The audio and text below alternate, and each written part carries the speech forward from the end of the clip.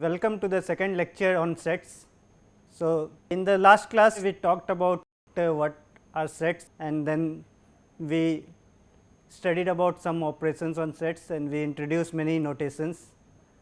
So, sets are very useful concepts which is used in almost every branch of mathematics. So, when you study about functions, relations, everywhere you will see that sets comes. So, it is very important to understand the concepts of sets well. So, let me start.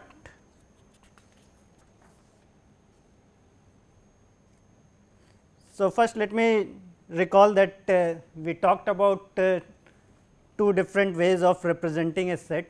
One was roster form,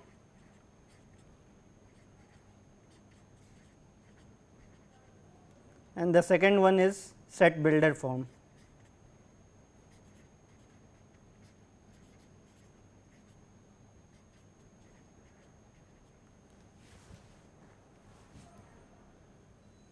In the roster form, let us recall that we list all the elements, are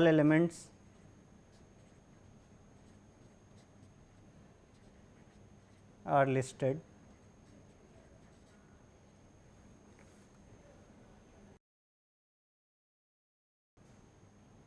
Note that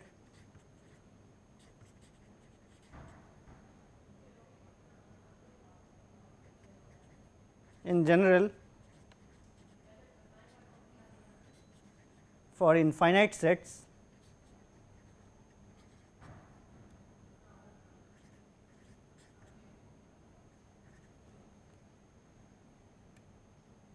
like the set of real numbers, it is not possible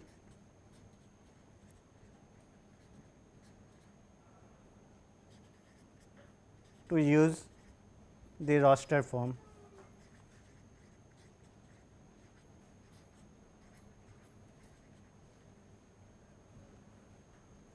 So, we need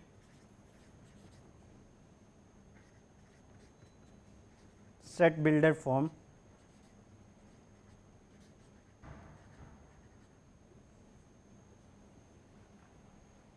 Though for some infinite sets, like if we have a set of natural numbers or even numbers, we can still use roster form as well, but set builder form in general is more useful.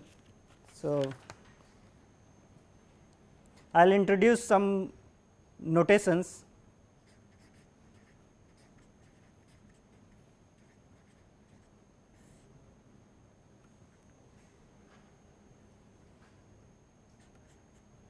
So, we will define what are called intervals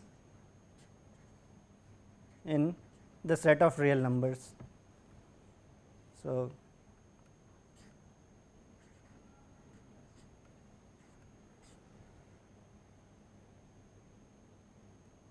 let A and B are real numbers with A less than B. Then we write the interval A B, this is equal to set of all x such that x is a real number and A is less than x is less than B. This is called open interval.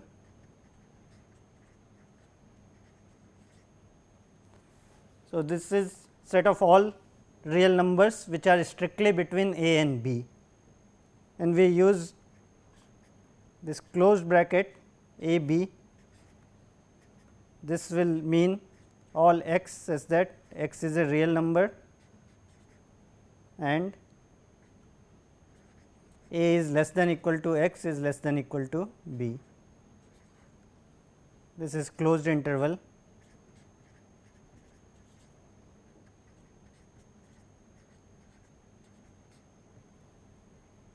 And we also use half open or half closed intervals. So, A B, this will mean x such that x is a real number and x is strictly bigger than a and less than equal to b. Similarly, this will denote all x such that x is in R and a is less than equal to x is less than b.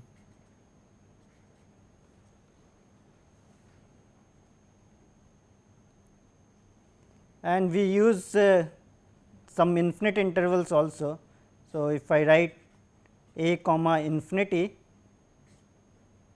this will mean all x is that x is a real number and x is bigger than a. Closed a infinity will mean all x such that x is a real number and x is bigger than equal to a. Minus infinity to b, this means x such that x is less than b.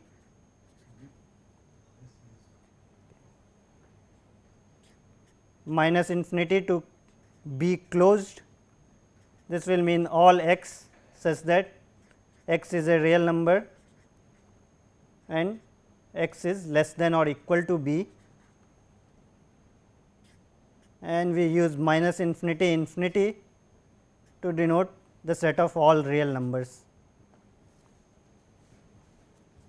Okay, so, infinity here is just a symbol and this gives you the intervals. These are all subsets of all these intervals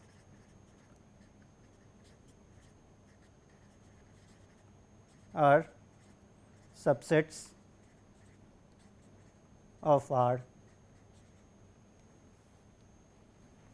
So, these interval will be very useful when you learn calculus or in other subjects. So, next we will also introduce. So, we defined what we mean by subsets of a set. So, we also sometimes see this term called proper subset.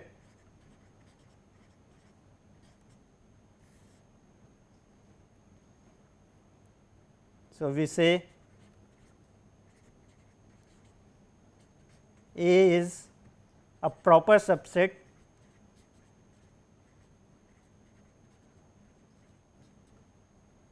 of X if A is a subset of X, but A is not equal to X, right. And the notation we use is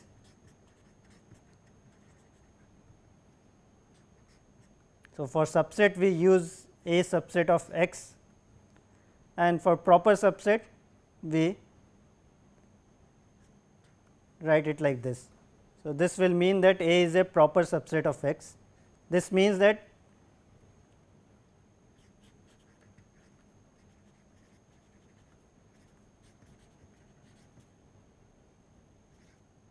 every element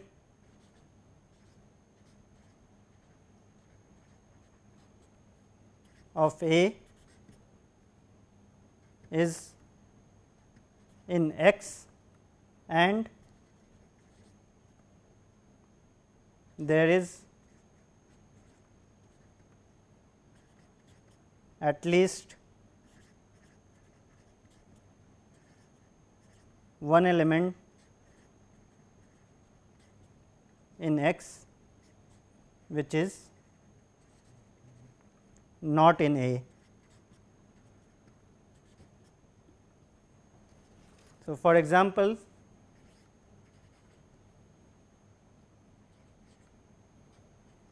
one 2, this is a proper subset of the set 1 2 3.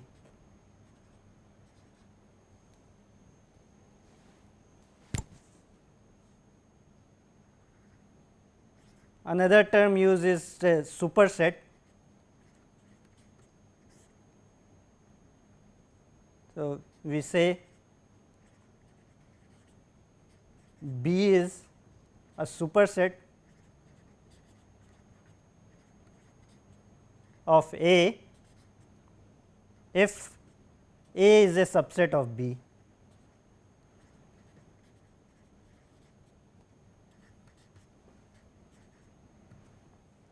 And the notation here is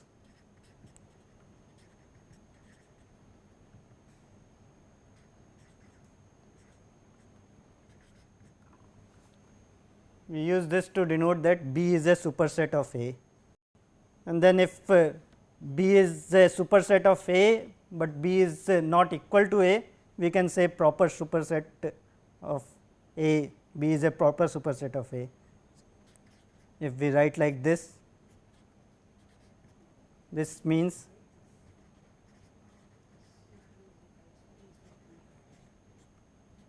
this and B is not equal to A. Okay, in the last class we learnt about some operations on sets like union, intersection, complement and set difference. So, today we will list down some properties of these operations.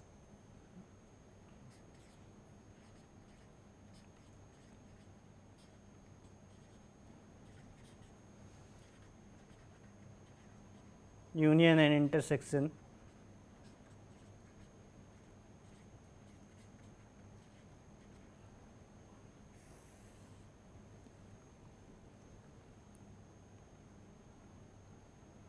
So, first one,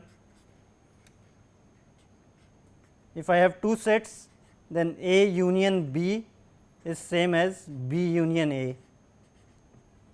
This is called the commutative law.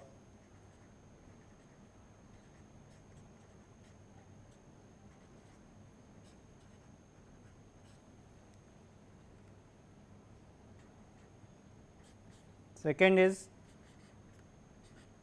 if I have three subsets, then A union B union C, this is same as A union with B union C.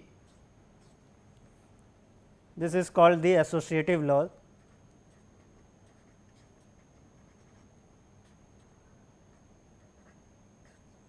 So, you must have heard these terms for addition of real numbers, that addition is commutative, addition is associative. So, similarly taking union, this is commutative, associative. Third is that we have this is empty set. So, if you take A union with empty set, that is equal to A. So, this is like for real number A plus 0 is equal to A. This is true, and A union A is equal to A. So, this sometimes we call identity law, and this is called idempotent.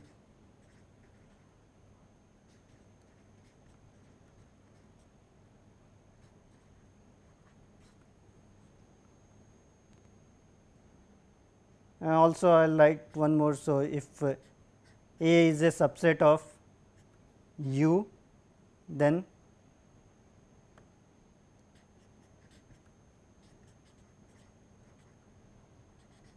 A union with U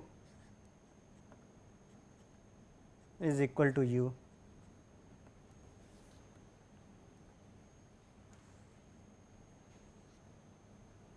And we have similar properties for intersection. So,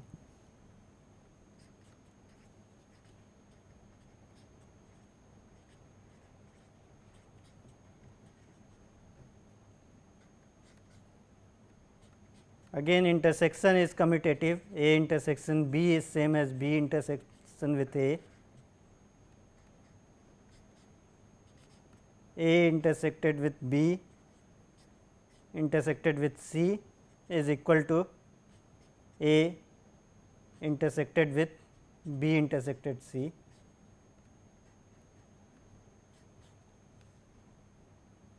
A intersected with empty set gives empty set.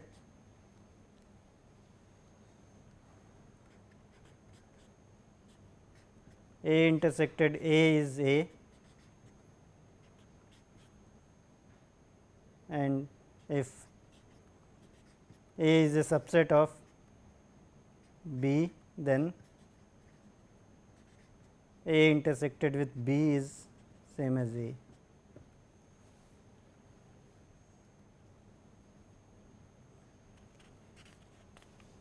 So, these properties are easy to check.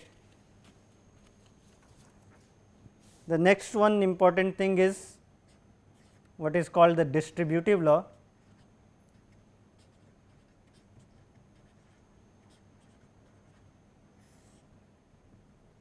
So, if we have three sets A, B and C, then A intersected with B union C is equal to A intersected with B union A intersected with C,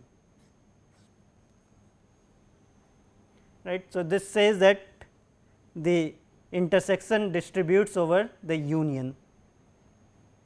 So, this again analogous thing is that if you have product and sum, then A times B plus C is A times B plus A times C, and also A union with B intersected C, this is A union B intersected with A union C.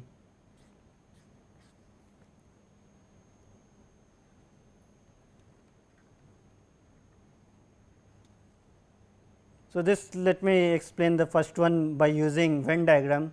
So, if we have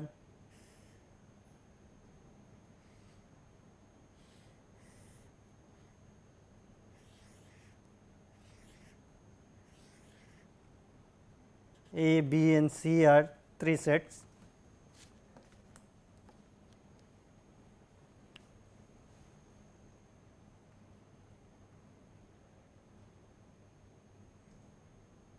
then let me write A intersected with B is denoted by this red, and A intersected with C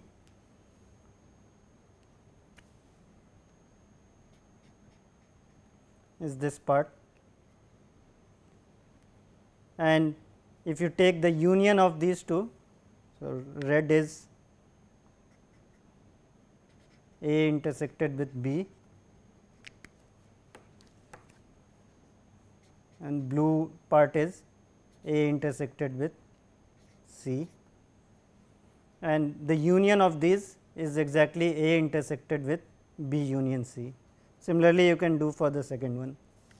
Another thing, some properties of complements.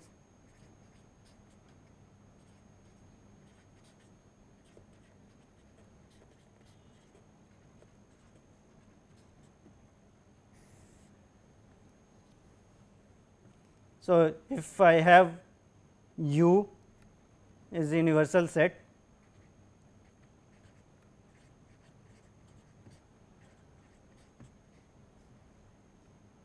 then A complement is nothing but U minus A,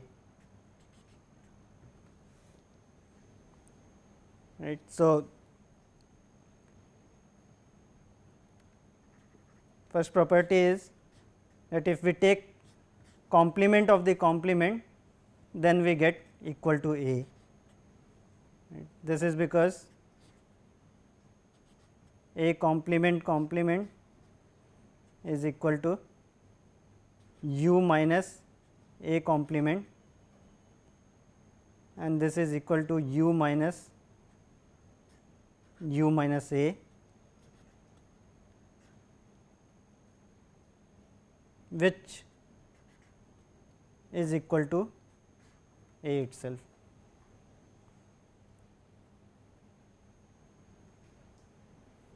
and what is the complement of the empty set? Since empty set has no element, the complement will contain all the elements of U, and the complement of U is just the empty set. Another thing is that if A is a subset of B and both are subsets of the universal set U, then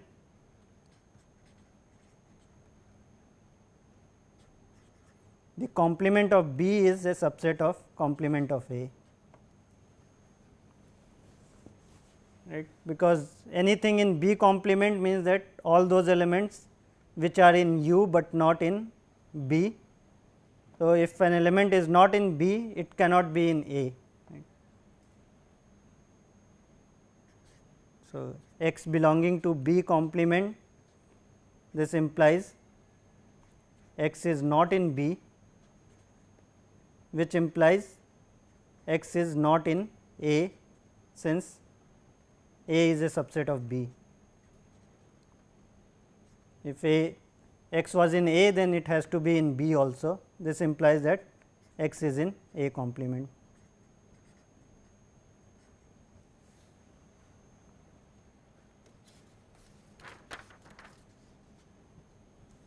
So, next we will relate unions and intersection with complement. So, these are two very important properties, and these are called De Morgan's law.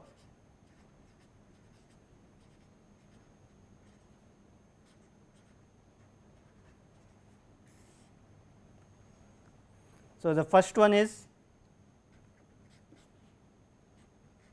if I take complement of the union, that is equal to the intersection of the complements. A union B complement is same as A complement intersected with B complement, and second one, if I take complement of the intersection, then I get union of the complements.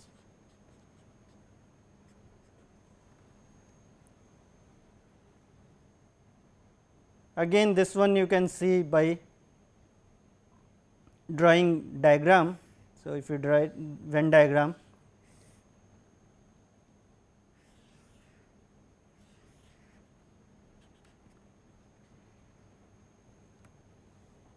if you see A union B complement, this is everything which is not in A and it is not in B. So, this part is A union B complement. What about A complement and B complement?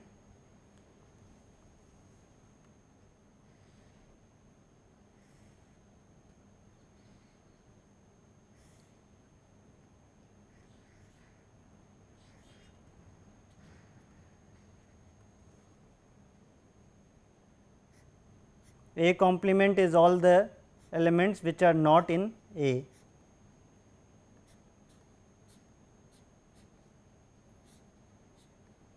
But it includes these points which are in B, but not in A. Similarly, B complement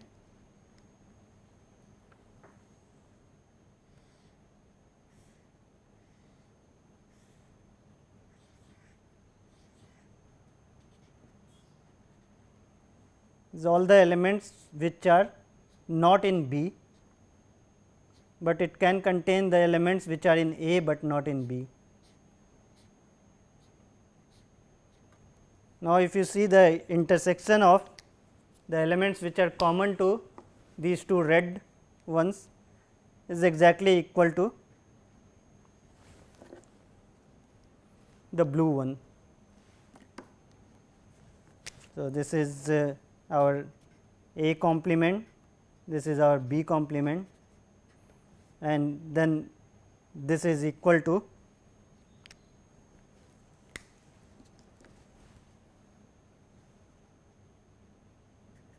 A complement intersected with B complement.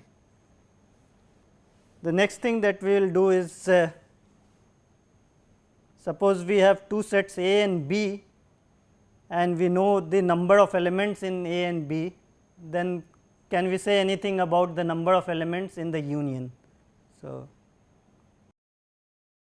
first let me write let A and B are two finite sets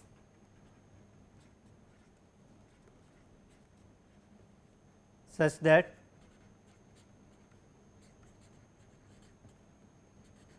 A intersection B is empty.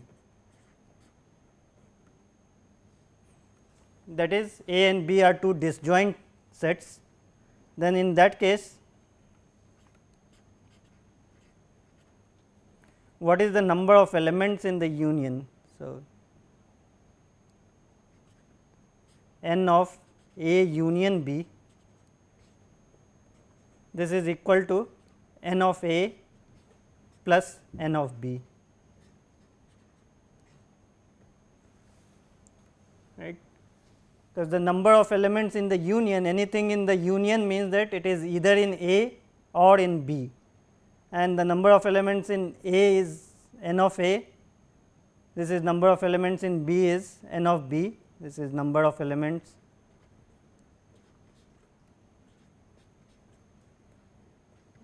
in A, and because there is no element which is common to both A and B, this is clear that the number of elements in the union is sum of the number of elements in A and B.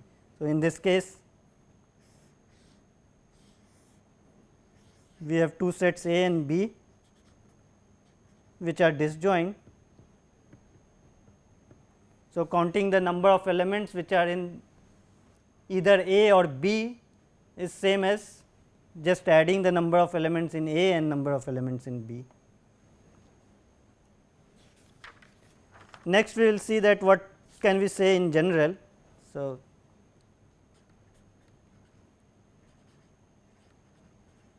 in general n of A union B,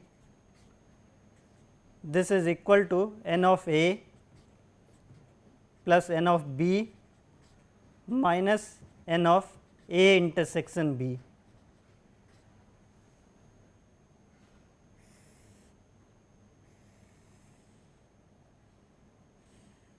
This is a very important formula for the number of elements of the union, which you will find very useful when learning probability. So, let us prove why this is true. So, proof, we can write the union A union B as the disjoint union of A minus B union with A intersection B union with B minus A, right. So,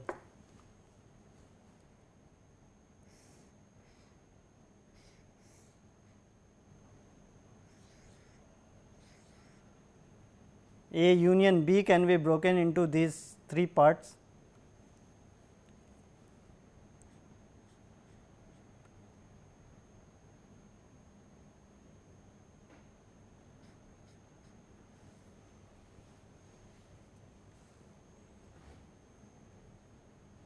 And these are disjoint, where A minus B, A intersection B and B minus A are pairwise disjoint.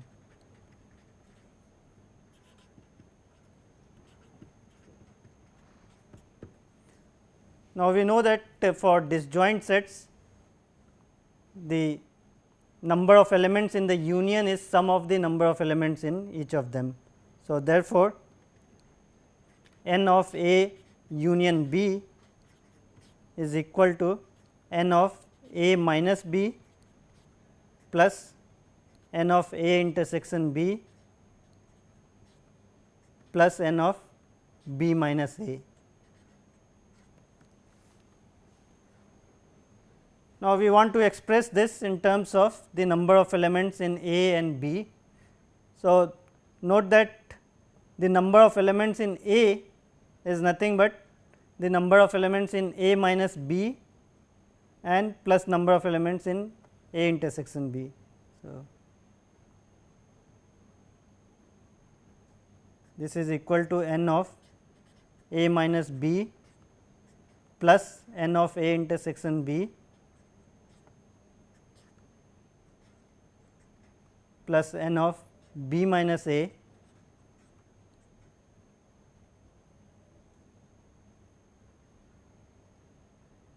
plus n of A intersection B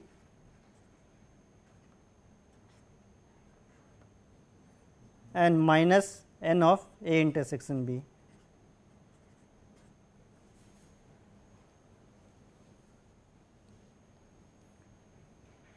So, but A is equal to A minus B union A intersection B, this is disjoint union.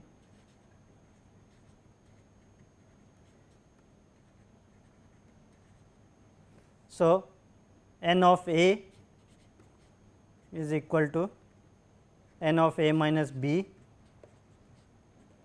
plus n of A intersection B. Similarly, n of B is n of B minus A plus n of A intersection B. So, if you see the previous page, the first two terms n of A minus B plus n of A intersection B, this is n of A, n of B minus A plus n of A intersection B, this is n of B, and then we have minus n of A intersection B. Therefore, n of A union B is equal to n of A plus n of B minus n of A intersection B.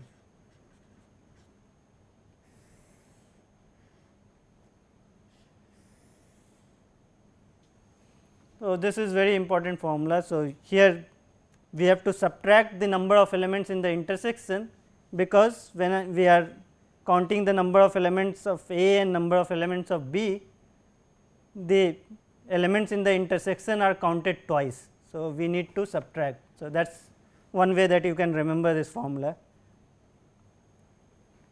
Now, what about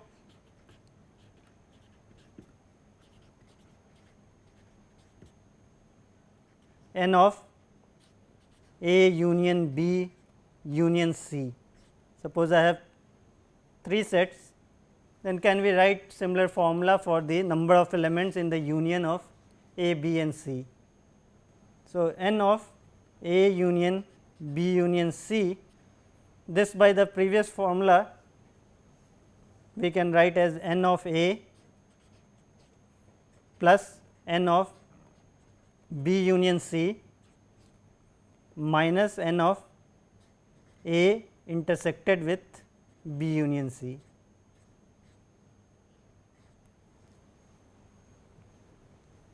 And n of B union C,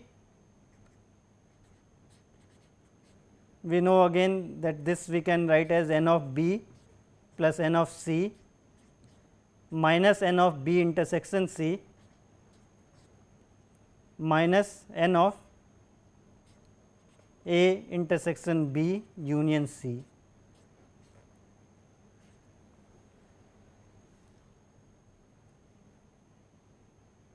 Now, by De Morgan's law, by the distributive property,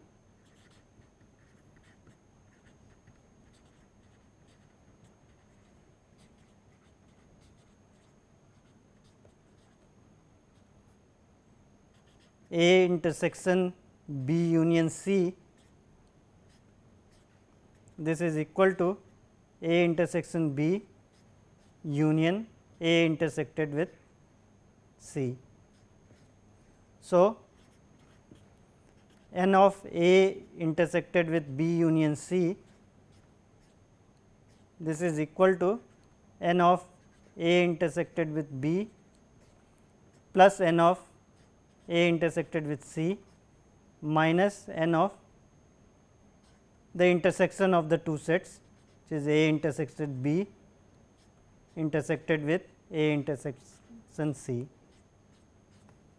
So, this is equal to n of A intersection B plus n of A intersected with C minus A intersection B intersection with A intersection C is nothing but A intersected with B intersected with C. So, we had this equation and then we have equation 2. So, if you put the value of n of A intersection B union C from equation 2 in equation 1, what do we get? N of A union B union C, this is equal to n of A plus n of B plus n of C minus n of A intersection B minus n of A B intersection C minus n of A intersection C plus n of A intersection B intersection C.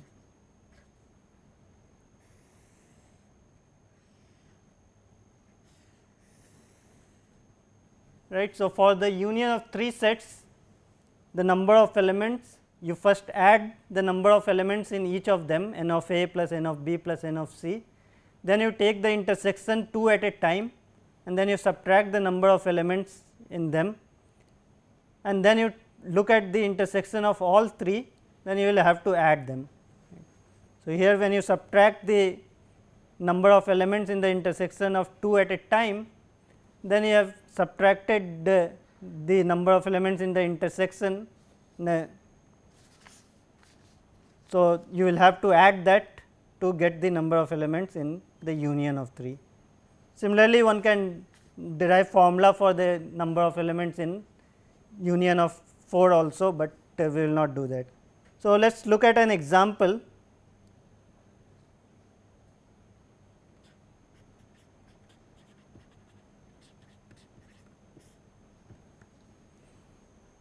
So, suppose there are 400 people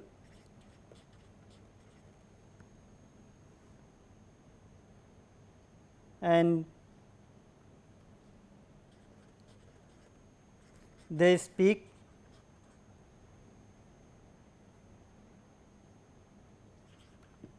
either English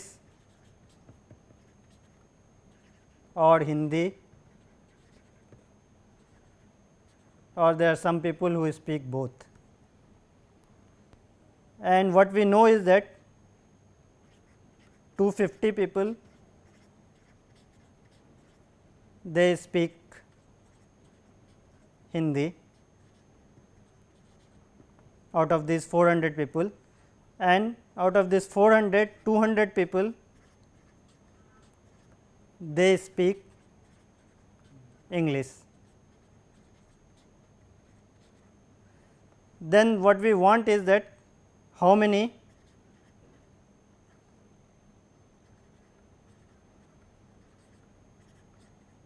speak both languages.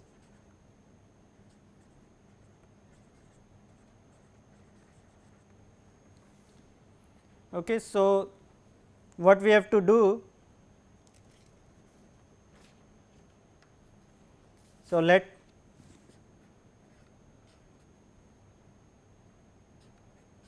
H, this is the set of people speaking Hindi, E is the set of people speaking English, So, what is given is n of h is 250, n of E is 200 and n of H union E. So, H union E is the set of people who speak either Hindi or English. This is given to be 400. And what do we want to find? What is n of H intersected with E? How many people are who speak both Hindi and English? So, we know that this we can calculate by using this formula. N of H union E is equal to n of H plus n of E minus n of H intersection E. So, this implies n of H intersected with E is equal to n of H union E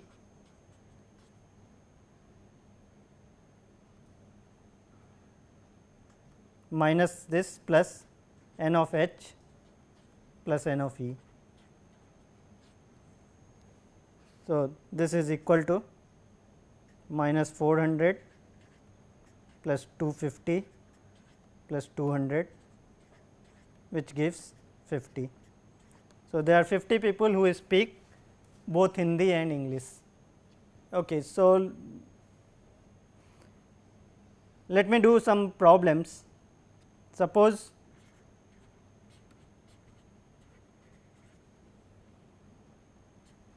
we have sets A, B and C such that A union B is equal to A union C and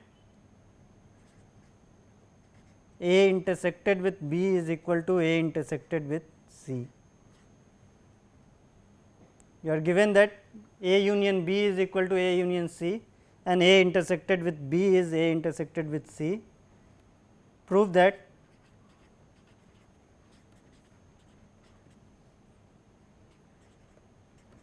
B is equal to C.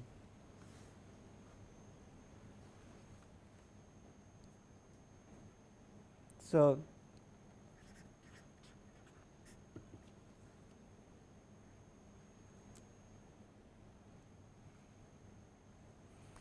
let me show how to prove that two sets are same. So, to show that B is equal to C, what we will prove is that B is a subset of C. So, to show B equal to C,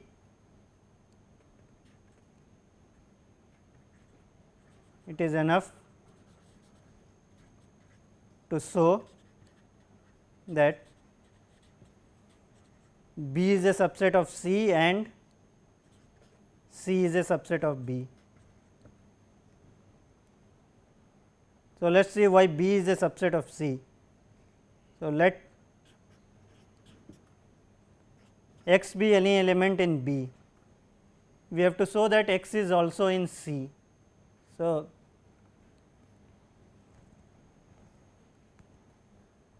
we know that B is a subset of A union B. So, if X is in B, it is also in A union B, but A union B is equal to A union C. So, this implies that if I take X in B, X belongs to the union of A and C. So, this implies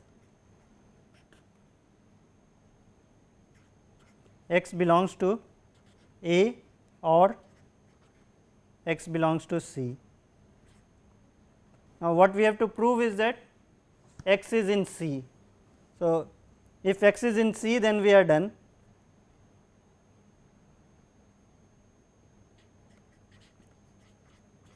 X is in C, then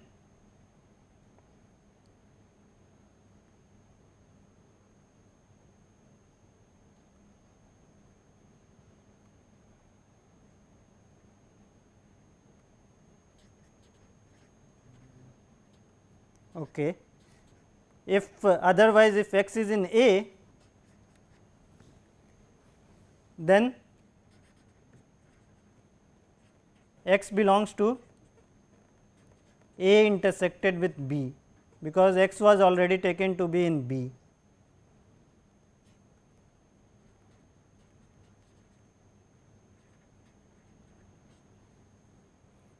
But A intersected with B is equal to A intersected with C. So,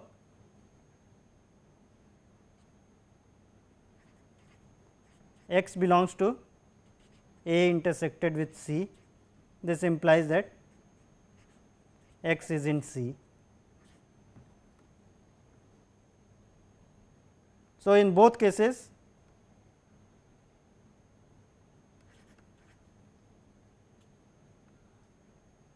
we have x belonging to B implies x belongs to C. Therefore, B is a subset of C, and similarly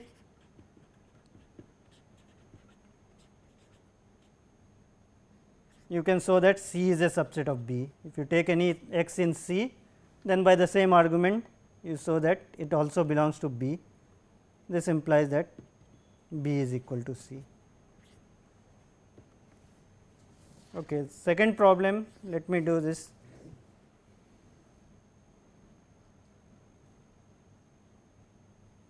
So, we will show that if the power set of A is equal to power set of B, then A is equal to B. So, let me recall that power set of A,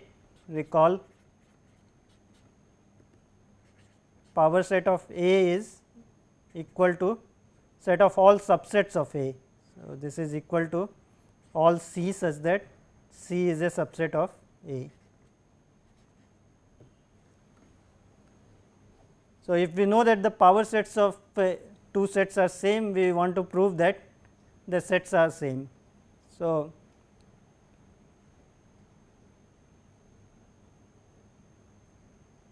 we want to prove that A is equal to B. So, note that since A is a subset of A belongs to power set of A, right. Power set contains all subsets. So, in particular it contains A also, but power set of A is given to be equal to power set of B. So, this implies A belongs to power set of B, which implies that A has to be a subset of B. Right. And similarly,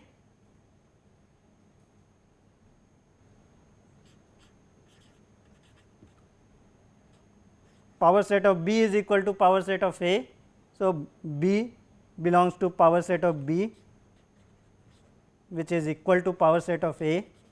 This implies that B is a subset of A. Hence, A is equal to B. So, let me introduce some notations which we have been using. So, if I write some statement 1 implies statement 2,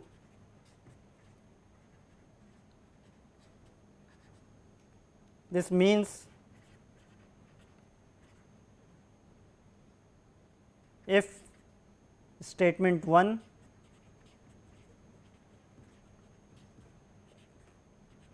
is true, then statement 2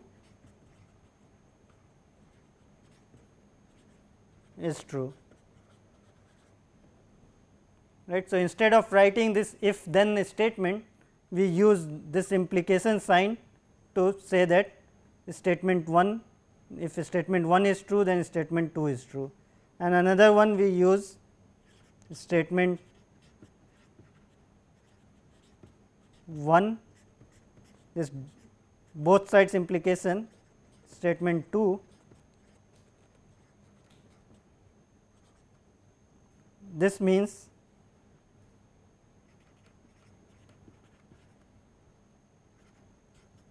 statement 1 is true if and only if statement 2 is true.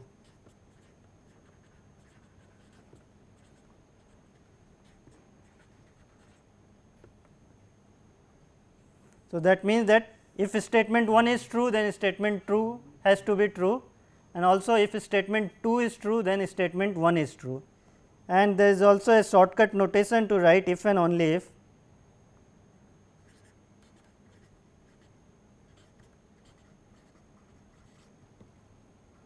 We write I double f, this means if and only if.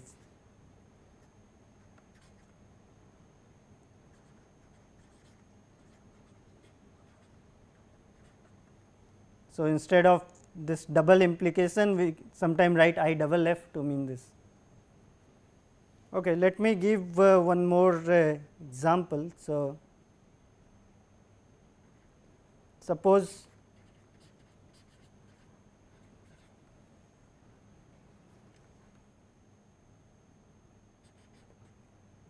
A intersected B is non-empty, B intersected with C is non-empty, and A intersected C, this is also non-empty. Is it true that A intersected B intersected C is non-empty?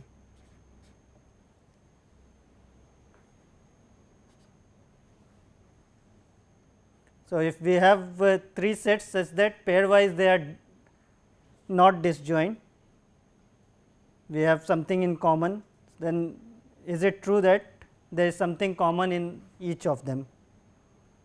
So, the answer is no, because let us take this example. Let A is equal to set containing only 2 points 0 and 1, B is equal to 1 and 2, and C is 0 and 2. Right. So, 0 belongs to A intersection C, 1 belongs to A intersection B, and 2 belongs to B intersection C. So, all these pairwise they are not disjoint, but is there any element which is common to A, B and C? 0 is not in B, 1 is in A and B, but not in C, 2 is in B and C, but not in A. So, A intersection B intersection C, this is empty. Okay, so, we will stop here today, and in the next class I will do some more examples of sets, and that will finish the chapter on sets. Thank you.